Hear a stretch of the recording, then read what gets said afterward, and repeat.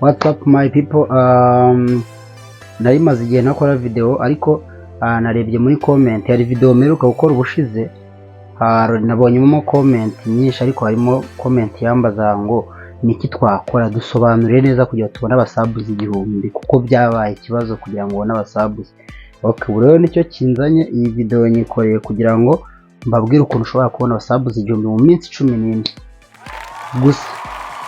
Kugira ngo uri kureba iyi video banza ukande kuri subscribe niba utarabikora ubundi ukande kuri like kuri iyi video, comment yo urayitera umaze kureba video yose irangiye umbwire uko wumva niba wumva igufashije. Twagiye.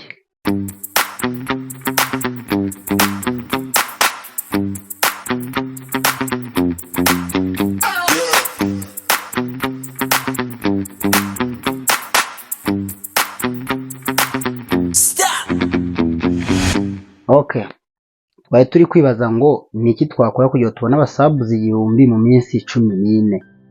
Ngewe ukiye ukurikira technique ngiye kuguhereza duto pe ntago ari ibintu bigoye, wowe nubigerageza uzambwira uko byagenze. Ibi ngiye ukubwira nibyo nakoresheje.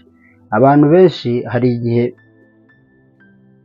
ufungura nka video bakakubwira ngo icyo wakora kugira ubone abasubs igihumbi ariko ku video kandi irangira nyirizina ariko utumvisha icyo wakora kugira ngo ubone abo basubscribers igihumbi. Kubona abasubscribers igihumbi ntabwo byoroshye. Wenda wowe uri kureba iyi video bwa mbere ukabibaza sundi abasubscribers igihumbi bamaze iki? Abasubscribers igihumbi niyo step ya mbere muri step eshatu z'ingenzi YouTube igenderaho imonetiza channel yawe. Wowe rero wabuze abasubs igihumbi ukaba ushaka kubabona, ngiye kuguha agatekinike gato konyine ugomba gukoresha kugira ngo ubabone. Ndagira ngo urebe iyi video kugeza irangiye utaza gucikwa n'akantu na kamwe.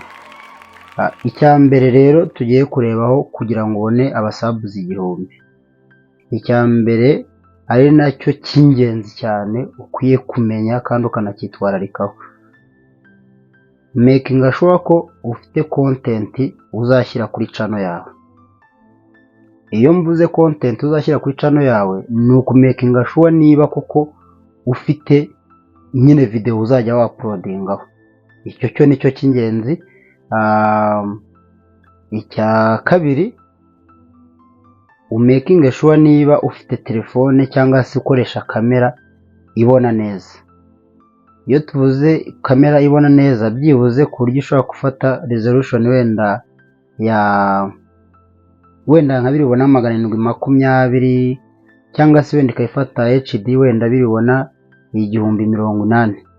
Ibyo byaba ari akarusho, cyangwa se ifata hejuru yaho. Ndabizi hari amatelefoni meza, hari n'amakamera meza bikora neza. Ibyo ngibyo numara kubyitaho ubundi turaza kureba ushaka kuzajya wa-uploadinga ryari wowe ubwawe. Izo content zawe ukora wazibona ryari? Numara kubibona rero ngiye kuguha agatekinike kamwe konyine gashobora gutuma channel yawe itibona abasubs igihumbi mu minsi 14. Ibi ngibi ndakubwiza ukuri nubikora kandi ukabikora neza wowe uzaza ushimire nyuma. Ushobora kuzukambwira muri comment y'iyi video cyangwa se ukanareba muri video description haba harimo nimero yanjye. Ushobora kunyandikira kuri WhatsApp cyangwa se ukambwira uko wambwira uko ariko kose, na email iriho wanyandikira uko ushaka, ariko icyo nshaka no kuzampa resulta yuko byagenze. Okay, twabonye content yo gushyira kuri channel yacu, twabonye igihe cyo kuyishyiriraho, ubundi twabonye ikintu cyo gukoresha video zacu dushaka kwa-uploadinga kuri iyo channel. Okay, tekinike rero imwe yonyine ishoboka kugira ngo ubone abasubscribers igihumbi y'ingenzi. Niba ari bwutangiye channel ndashaka ushyireho agashort video buri munsi katarengeje amasegonda 15, kandi ukora agashort video nyine nawe ubona karenteresi ku buryo umuntu nakareba amasegonda 15 nyine ku buryo ashobora kuyareba akarangira. Numara gushyiraho agashort video buri munsi k'amasegonda 15 ka kandi umuntu akandaho nyine kakaba karyoshye kamukurura kukareba kakarangira. Nawe urumva amasegonda 15 ni makeya, nta ari akavideo keza uko bisa kose umuntu arakareba kakarangira.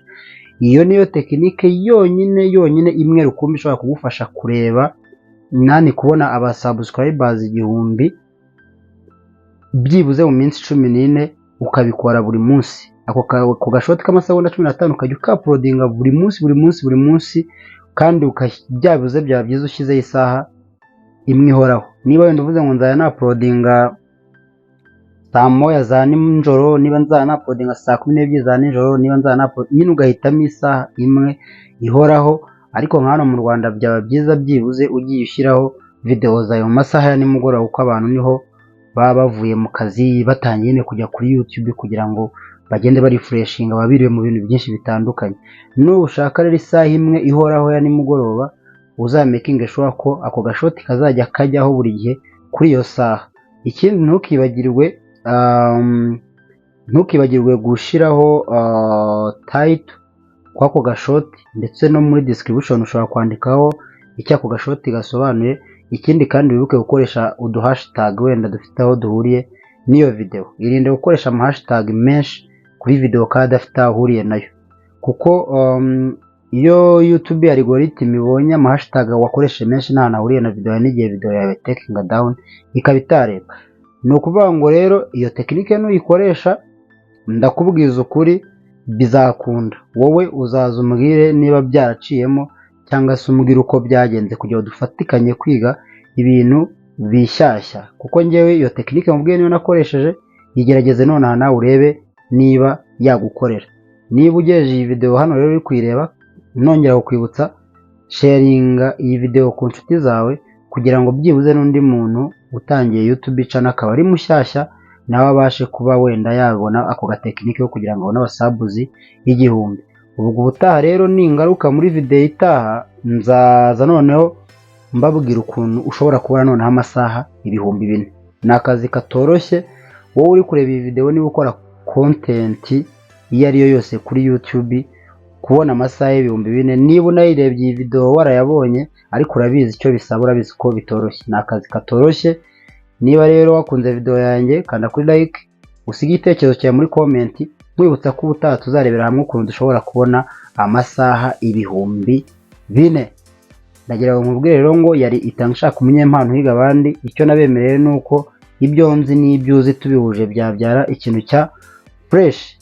Bigerageze nonaha, ubundi tuzahurire muri video y'ubutaha umbwira ngo byaciyemo cyangwa byaranze, ubundi turebere hamwe icyo twakosora.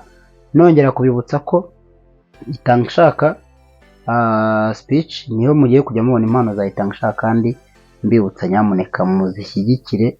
Hagiye kujyanyuraho ibintu birenze mutigeze mubonesha amaso yanyu. Bwira n'abandi uti mugiye kure ya Itanga Ishaka speech, mugiye kure yica no kuko niho honyine ushobora kuzajya ukura utuntu tw'ubwenge. Inkurawe and following social media zanjye ni Itanga Ishaka kuri Instagram, TikTok na Facebook. Ubundi dukomeze twungurane ubumenyi. Nakagaruka. Peace and love.